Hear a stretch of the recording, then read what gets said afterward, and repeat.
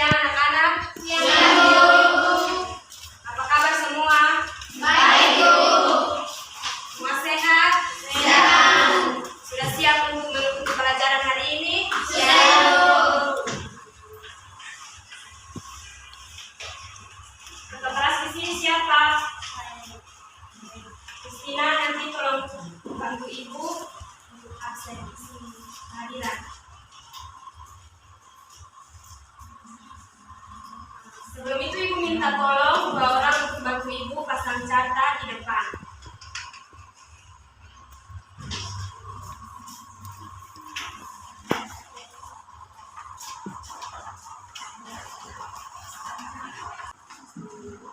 Tadi pertemuan sebelumnya sudah berdoa ya? Sudah, Ibu. Terima kasih Kristina dan Ana.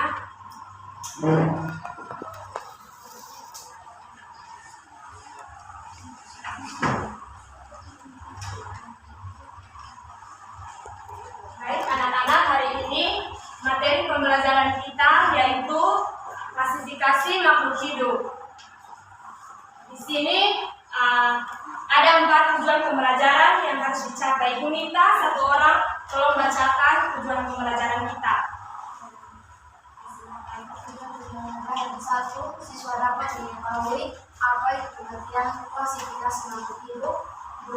Siswa dapat mengamati makhluk hidup dan makhluk tak hidup. 3. Siswa dapat mengidentifikasi ciri-ciri makhluk hidup dan makhluk tak hidup. 4. Siswa dapat menyimpulkan klasifikasi makhluk hidup berdasarkan karakteristik. Oke, terima kasih anak. Kira-kira ada yang tahu apa itu klasifikasi makhluk hidup? Oke, silakan Kristina. Klasifikasi makhluk hidup adalah suatu cara mengelompokkan makhluk hidup berdasarkan kesamaan ciri ataupun perbedaan ciri yang dimiliki. Oke, terima kasih. Ada yang lain? Tidak ada. Jadi di sini klasifikasi makhluk hidup adalah suatu cara untuk mengelompokkan makhluk hidup berdasarkan jenisnya atau berdasarkan karakteristik yang diamati. Misalnya komponen abiotik dan juga komponen biotik. Ini Ibu minta anak-anak perhatikan gambar yang sudah Ibu siapkan di PowerPoint. Di sini ada 2 gambar. Kira-kira gambar A dan gambar B ini mana yang termasuk dalam komponen biotik atau makhluk hidup, dan gambar mana yang termasuk dalam komponen abiotik atau benda mati? Siapa yang bisa? Anita, silakan. Gambar A itu adalah biotik dan gambar B adalah abiotik. Kenapa gambar A disebut dengan komponen biotik atau makhluk hidup? Karena gambar A itu bisa bertumbuh dan berkembang, bisa berjalan berpindah tempat, sedangkan gambar B adalah benda yang tidak bergerak, benda yang tidak bertumbuh. Oke, terima kasih Anita. Jadi yang dibilang Anita itu benar ya. Jadi gambar A di sini termasuk dalam makhluk hidup, di mana makhluk hidup memiliki makhluk hidup merupakan suatu organisme yang memiliki kemampuan untuk melaksanakan aktivitas kehidupan.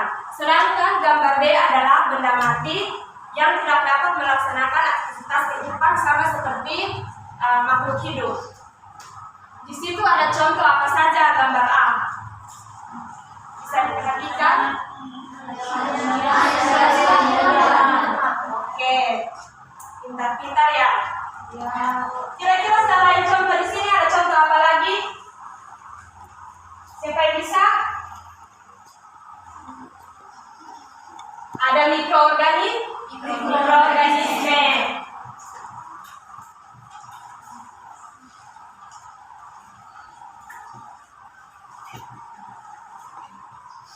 Kira-kira yang termasuk dalam mikroorganisme ini apa saja?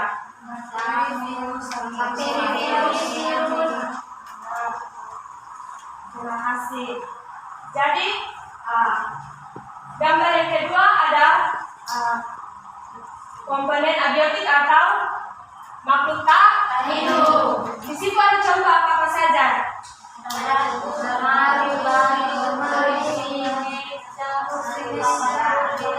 Kalau begitu, anak-anak perhatikan di dalam ruangan kelas ini. Kira-kira selain contoh yang sudah disiapkan, apakah masih ada contoh lain? Apa itu? Ya, spidol. Ya, ya, pintar semua ya. Oke, semangat dulu. Nanti dia pembelajaran kita itu ada game.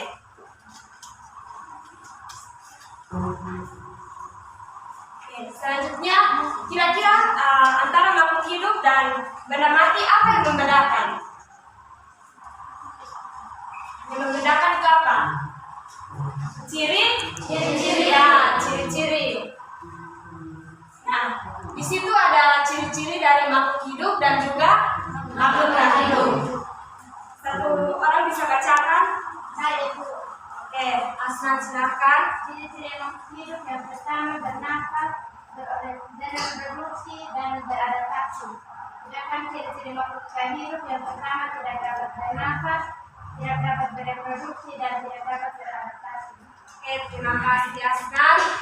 Jadi makhluk hidup dan benda mati itu berbeda karena perbedaan ciri-cirinya. Di situ ada makhluk hidup dapat bernafas, sedangkan benda mati tidak dapat bernafas. Ya. Dan juga yang kedua, makhluk hidup itu memerlukan makanan dan minuman untuk menunjang proses pertumbuhan. Ya, pintar Asnan. Proses pertumbuhan. Dan yang ketiga, makhluk hidup itu mampu bergerak, sedangkan benda mati tidak mampu bergerak. Contohnya ibu berdiri di sini. Nanti ibu bisa berpindah tempat di sini tanpa adanya bantuan. Sedangkan benda mati, misalnya kursi ada di sini, kursi tidak mungkin berpindah dengan sendirinya tanpa bantuan. Oke. Selanjutnya itu makhluk hidup dapat berkembang biak, sedangkan benda mati tidak dapat berkembang biak. Dan yang selanjutnya makhluk hidup mampu peka terhadap rangsangan. Misalnya, Yusriana, kalau ibu cubit begini sakit atau tidak? Ya, berarti salah satu ciri dari makhluk hidup yaitu peka terhadap rangsangan. Sedangkan benda mati, misalnya pulpen atau spidol ini ibu jatuhkan, tidak mungkin dia bilang sakit ibu. Ya. Jadi ciri yang selanjutnya itu tidak makhluk hidup itu dapat mengeluarkan zat sisa.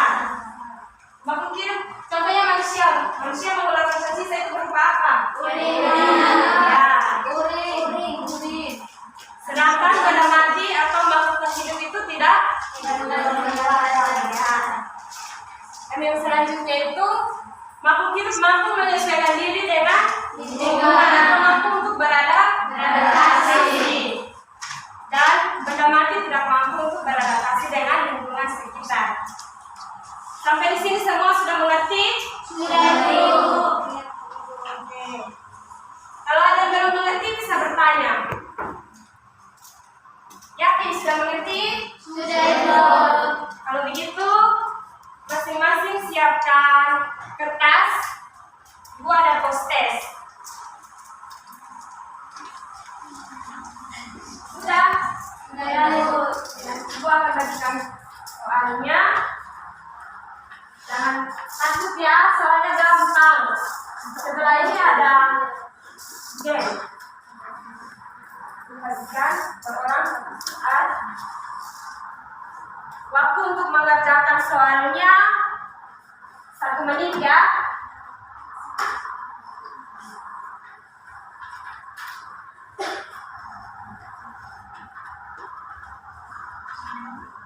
Nanti setelah ini tugasnya posternya dikumpulkan ke ketua kelas. Tadi ketua kelasnya Kristina.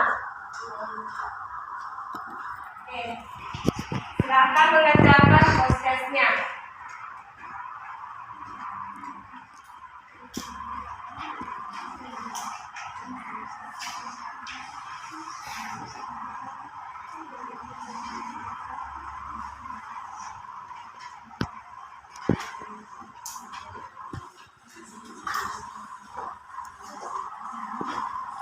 Apakah sudah? Sudah.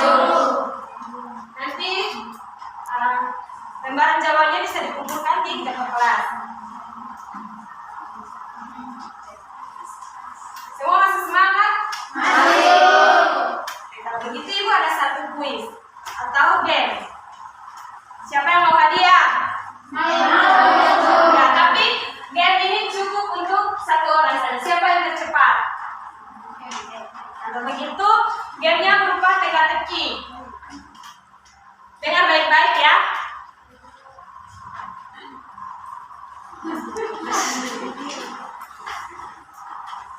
Oke.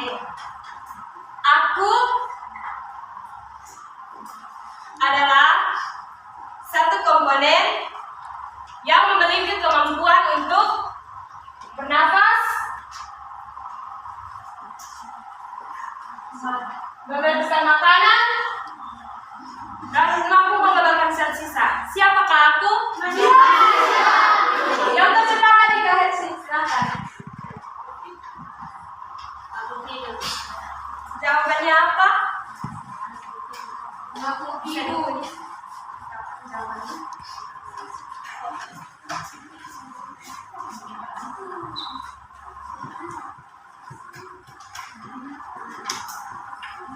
Ya, benar sekali ya. Ya, langsung diberikan dengan contoh. Kita berikan aplaus untuk Hersi. Oke, nanti Hersi bisa ambil hadiah. Ada hadiahnya.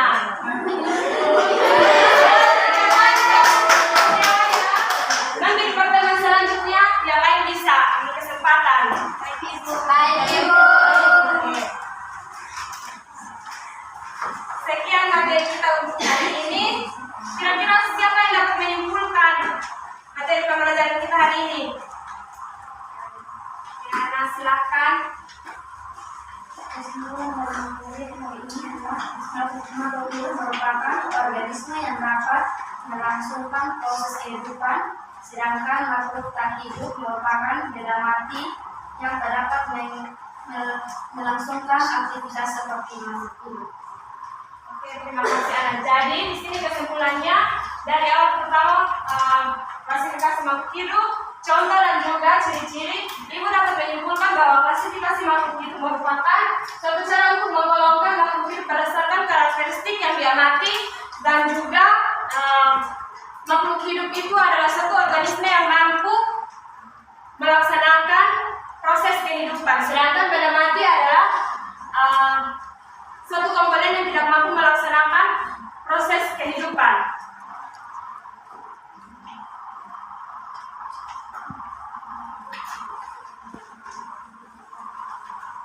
Ya, sampai di sini saja materi kita hari ini. Ibu minta nanti semua belajar untuk kita bisa lanjutkan materi di minggu depan.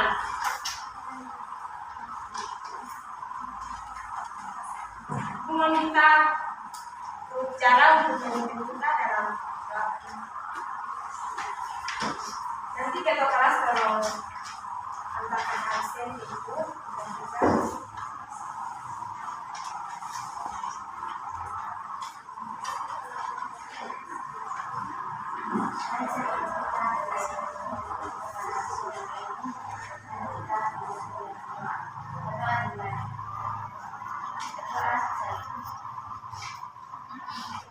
terima kasih anak-anak, sampai jumpa minggu depan.